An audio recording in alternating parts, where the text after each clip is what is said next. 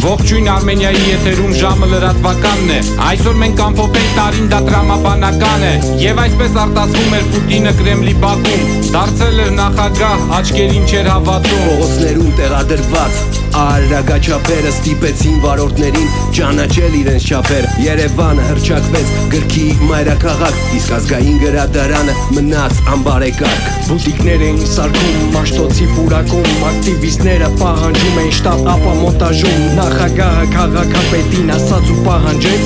Գեղեցիկ չի, լավ կլինի ապամոնտաժես։ Երեկացված նայելով ժամի լուրերը սպասված, լուրեր քաղաքական, մշակութային վերլուծական։ Երեկացված նայելով ժամի լուրերը սպասված,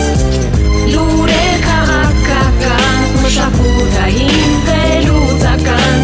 Ազգային ժողով, թեժ ընտրապայքար, հաղթեց ՀԿ-ն, ասում են արդար։ Շուշան Պետրոսյանն է դարձավ պատգամավոր, ու շատ շուտով նա կդառնա մի շարք մարդկանց խավոր։ Գործազուրկ փղեր, մուրած կանցիեր, թափառական կապիկներ ու որբացած արջեր, պայթեցին կրկեսը, գազանները նեղացան, լքեցին Հայաստան ու դարձան սփյուռքագազան։ Երեկացված նայելով ժամի լուրերը սպասված, լուրեր քաղաքական, մշակութային վերլուծական։ Ոսկե մեդալ չնվաճեց Ջուրֆալակյանը, վախկոտ հակառակորդը նախորդ յուղել էր ջանը։